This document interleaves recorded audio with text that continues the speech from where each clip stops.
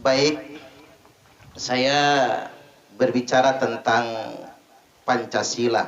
Memang saya ini punya angka ajaib. Karena saya ini lahir di tanggal 1 Juni.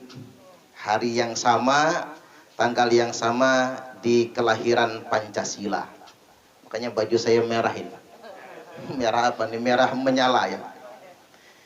Jadi tidak ada yang kebetulan dengan tanggal itu sebetulnya. Semua sudah direncanakan oleh Allah Subhanahu wa taala. Bahkan saya ngotak-ngatik tanggal itu 1 Juni hari lahir Pancasila, 6 Juni hari lahir Bung Karno, 21 Juni wafatnya Bung Karno. Di tanggal 21 Juni di hari wafatnya Bung Karno adalah hari yang sama lahirnya Pak Jokowi. Di seolah-olah ada bahasa begini, orang yang lahir di hari presiden diwafatkan kemungkinan besar jadi presiden nantinya. Cirinin saja Gus Dur tanggal berapa lahirnya, meninggal wafatnya. Kemudian Pak Harto tanggal berapa wafatnya. Bayi-bayi yang lahir di tanggal itu ada kemungkinan jadi presiden nantinya. Hanya begitu. Selanjutnya Bapak Ibu saudara-saudari rahimakumullah, mengapa kita bicara tentang ideologi Pancasila dan wawasan kebangsaan? Wah, padahal kita ini rakyat jelata ya, masyarakat bawah kita ini. Karena kita tidak tahu nasib kita, jangan-jangan dari rahim ibu-ibu nanti ada calon presiden yang lahir. Ada anak keturunan kita Pak yang jadi orang besar. Kita nggak nyangka itu. Karena Pak Jokowi jadi presiden itu kan nggak nyangka. Beliau anak kolong bukan gitu. Darah biru tidak, kaya raya kayak Abu Rizal Bakri tidak, punya partai tidak, ganteng kayaknya masih gantengan saya lah ya, kayaknya ya ganteng juga sih, manis ya. Tapi mengapa beliau jadi presiden? Ya takdir dari Allah Ta'ala. Sampai hari ini banyak orang yang tidak nyangka dan seolah-olah belum terima gitu. Sudah 2021 belum terima kok beliau jadi presiden, masih seperti mimpi saja. Artinya tidak menutup kemungkinan nanti dari Bapak Ibu semua mungkin ada keturunan yang jadi orang besar, mudah-mudahan. Allahumma amin. Baik, selanjutnya tentang Pancasila. Kita mencemaskan belakangan ini seperti yang disampaikan tadi clue-nya oleh Pak Hermansyah, banyak gerakan-gerakan anti negara dan gerakan-gerakan anti Pancasila yang tidak menghargai negara kesatuan Republik Indonesia dan sama sekali tidak menghargai Bhinneka Tunggal Ika. Mereka ingin kita satu warna dan tidak menerima banyak warna. Nah, saya ingin lebih spesifik karena sesuai dengan profesi saya sebagai pengajar, ustadz ya, pengajar agama. Belakangan banyak orang yang membenturkan Pancasila dengan agama. Kita dikamuflase. Karena memang menggunakan agama untuk memanipulasi orang awam itu paling gampang. Tak ulangi lagi, menggunakan agama untuk memanipulasi orang awam itu paling gampang. Makanya para filsuf mengatakan religion is an opium for the people. Agama itu candu buat rakyat. Kadang-kadang orang dinina-bobokkan dengan agama, dibenturkan dengan bahasa agama. Nah, pada kesempatan kali ini hendak saya sampaikan bahwasanya Pancasila itu bukan agama. Ini yang terpenting. Dan Pancasila itu tidak untuk mengganti agama.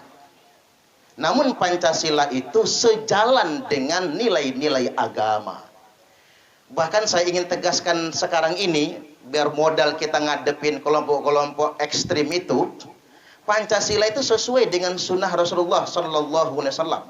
Nabi hijrah dari Mekah ke Madinah. Di Mekah belum ada negara. Lantas kemudian ketika hijrah ke Madinah, yang tadi namanya Yathrib, Nabi bikin negara, namanya Madinatul Nabi, Madinatul Munawwarah. Dan Nabi menerapkan dasar ideologi dan konstitusi Madinah itu bukan Al-Quran. Kurang apa? Beliau kan Rasul utusan Allah. Beliau tidak menjadikan Al-Quran sebagai dasar negara, Tapi dasar negara yang ditetapkan oleh Nabi itu adalah Sahifatul Madinah. Bahasa kitanya Piagam Madinah atau Al-Madinatu Masrutiyah, kesepakatan Madinah. Bukan Al-Quran. Nah, sama dengan para pendiri bangsa kita, para founding father. Negara kita ini dibentuk dan disepakati, maka muncullah Piagam Jakarta. Yang salah satu isi Piagam Jakarta itu adalah Pancasila sebagai ideologi negara kita semua. Jadi sudah cocok, sudah nyontoh Nabi. Dasar negara Madinah adalah Piagam Madinah. Dasar negara di Indonesia juga ideologinya adalah Piagam Jakarta atau Pancasila. Dan nilai-nilai Pancasila itu sesuai dengan nilai-nilai agama. Saya kutipkan saja misalnya sila yang pertama, ketuhanan yang Maha Esa. Ini sesuai dengan firman Allah Ta'ala, Qul huwallahu ahad. Al-Ikhlas ayat yang pertama. Yang kedua, kemanusiaan yang adil dan beradab. Sesuai dengan firman Allah Ta'ala, Innallaha ya'muru bil adli wal ihsan. Sesungguhnya Allah senantiasa memerintahkan agar berbuat adil dan ihsan. Ihsan itu adab tertinggi. Makanya kemanusiaan yang adil dan beradab. Yang ketiga, persatuan Indonesia. Wa'tasimu bihablillahi jami'an wa la tafarraqu. Kita dilarang berpecah belah. Kita semua diwajibkan untuk bersatu padu. Ketika kita bercerai-berai, maka kita menjadi lemah. Ketika kita bersatu, kita menjadi kuat dan Allah akan tolong kita semua. Dan yang keempat, kerakyatan yang dipimpin oleh hikmat kebijaksanaan dalam permusyawaratan perwakilan. Ini keren banget sila keempat ini. Mengapa keren? Ini implementasi dari firman Allah, wa amruhum syura bainahum. Dan otoritas tertinggi dalam urusan mereka adalah musyawarah antar sesama mereka. Hanya saja begini, kalau semua rakyat suruh musyawarah, pasar jadinya. Apalagi kita ini 250 juta hampir ya. Makanya sistem permusyawaratan kita ini perwakilan. Ada DPRD tingkat kota, provinsi, tingkat pusat dan lain sebagainya. Apa itu sesuai dengan sunnah? Iya, sesuai dengan sunnah. Pasca wafatnya Nabi, pemilihan Abu Bakar dengan sistem permusyawaratan perwakilan, ahlul halli wal aqdi. Pemilihan Umar setelah Abu Bakar wafat, sistem permusyawaratan perwakilan.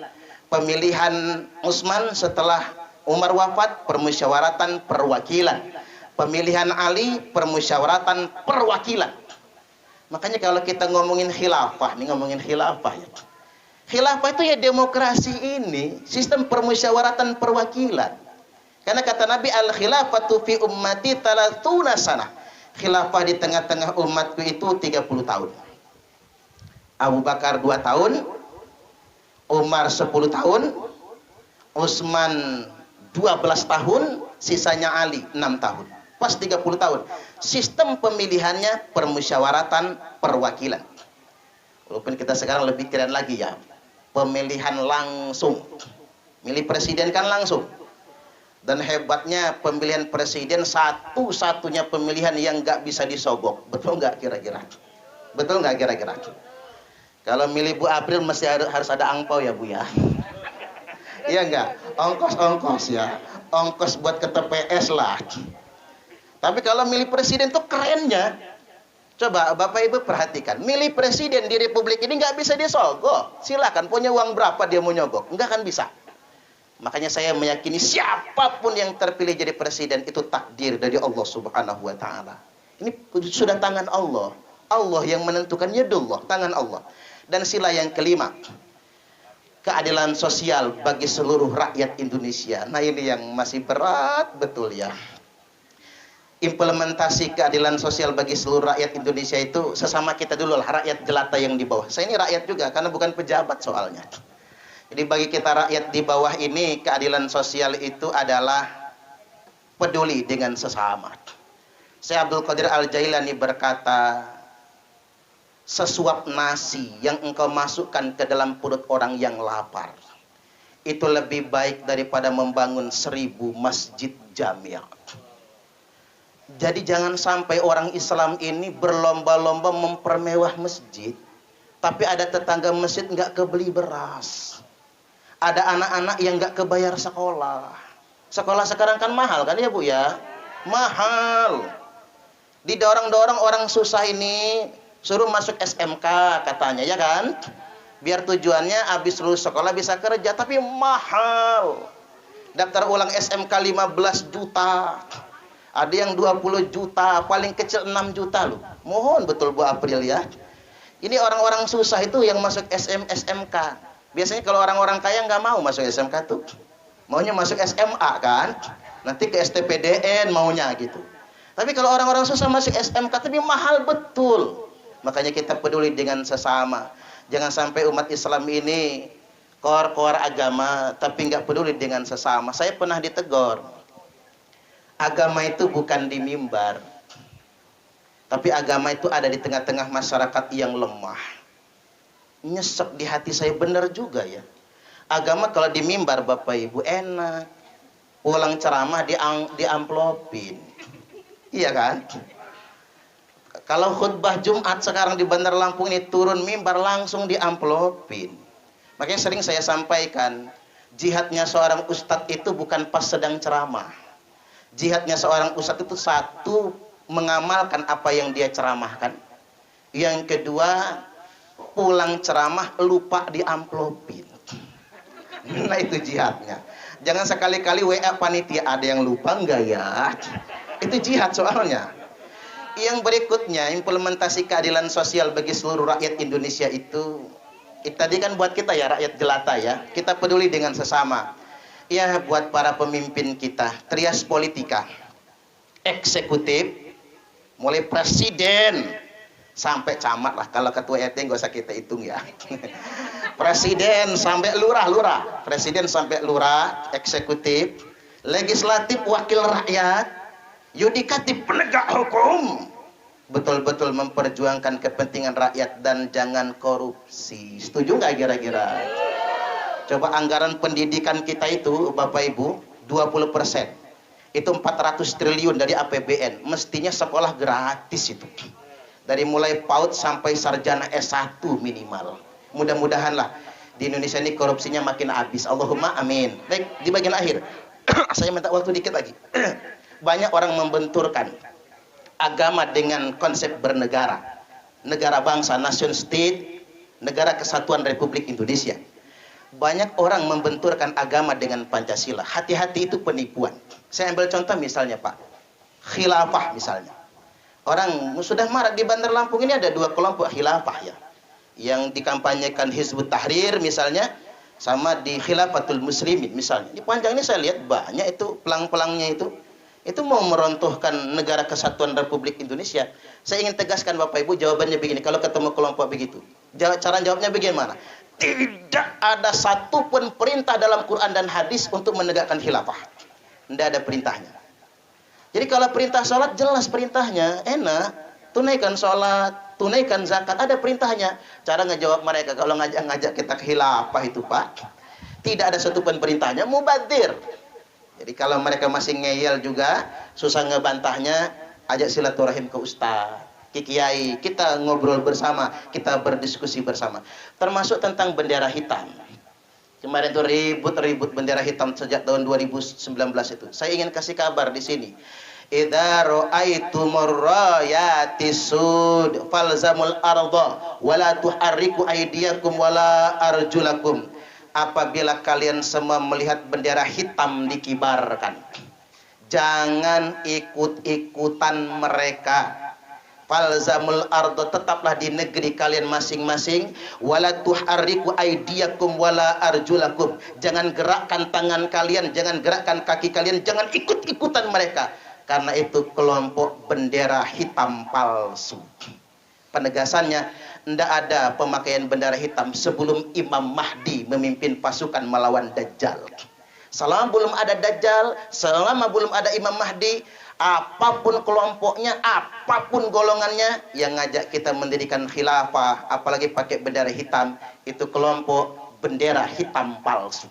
Saya sudah sampaikan di kelompok-kelompok bendera hitam itu, sudah sampaikan, yang mau berbantah bisa berbantah kata saya, tapi mereka tidak bisa menjawabnya. Sederhananya begini, betapa banyak orang menggunakan bahasa agama untuk mengkamuflase orang awam, yang pada akhirnya kemudian menipu dan memanfaatkan agama. Inilah yang disebutkan oleh Nabi. Satu hadis lagi, nggak apa-apa ya. Saya khuruju qaumun fi akhir zaman, akan keluar sekelompok orang di akhir zaman. Laisa qira'atukum ila qira'atihim bisai. Bacaan Al-Qur'anmu enggak ada apa-apanya dengan bacaan Quran mereka. Mereka pasti hafal Quran semua rata-rata. Wala salatukum ila salatihim bisai. Salat kalian tidak ada apa-apanya dibandingkan dengan salat mereka. Wala siyamukum ila siyamihim bisai. Puasamu tidak ada bandingnya dengan puasa mereka. Mereka sangat soleh, mereka menghafal Quran, tapi mereka kila bunar, kata Nabi, anjing-anjing neraka. Mengapa mereka anjing-anjing neraka? Karena mereka selalu mengkafirkan yang beda paham dengan dia. Merasa paling suci, merasa paling benar sendiri, bahkan mereka memberontak negaranya sendiri.